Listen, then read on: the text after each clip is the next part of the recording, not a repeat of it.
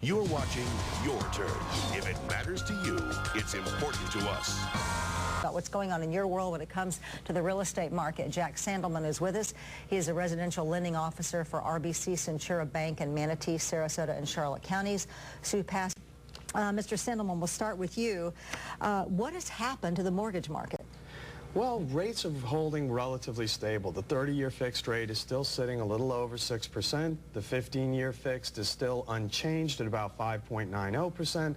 And the 5/1 ARM is relatively stable at 5.91%. The refinance index from the Mortgage Brokers Association shows that refinancing transactions actually fell last week relative to the week before. So we are seeing sort of a balancing out of the new number of transactions coming in relative to where interest rates are staying. Okay, you've got to put that in layman's terms. Okay. People are basically waiting. People are in trouble. That's what I'm reading. Are you not saying that? I am seeing that, although nationally we would expect that a greater decrease in pricing levels. We are not seeing that. Pricing nationally is holding relatively stable, and it is only in certain geographic areas where we are seeing the larger price decreases. Well, wait a minute. How do you account for the news that Florida is leading the nation in foreclosures? Well, that's absolutely true. Florida is leading the nation in foreclosures. So the real estate market isn't stable.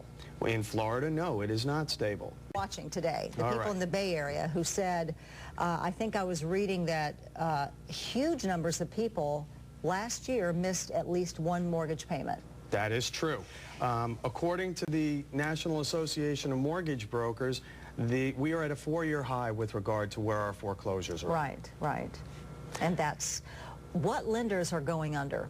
Well, subprimes, and explain what that is. Subprime is basically a category of loan that we use to indicate a quality of borrower who may not have fit into the standard loan programs. They may have had challenged credit histories. They may have very little credit history. For example, your first-time home buyers. So they got in low and they got in cheap, and now they may be in trouble. They did. Yeah. They used varying combinations of products, such as ARM products, which mainly had, we would refer to them as a 228 or a 327.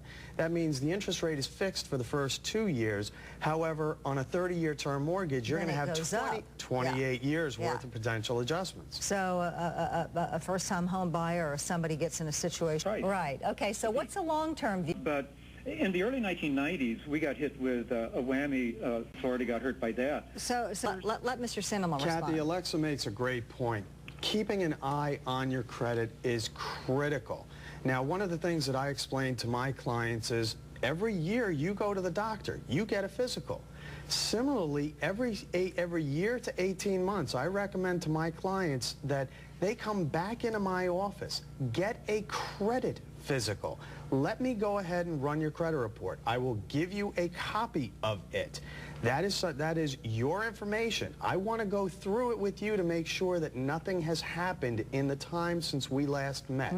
It is essential that you go ahead and monitor your credit, but don't do so in a way that literally is going to pull your scores down, as often happens with many of these credit monitoring services. Okay, so what she's saying, though, is that there were some people pushing mortgages that are now coming home to roost for some people, that the lenders were pushing a certain type of mortgage that are now backing them into a corner. Well, did that happen? Alexa went and mentioned the fact of her credit score. Now, there are many other determining factors as to what type of loan a loan officer or a mortgage broker is going to be able to put her in.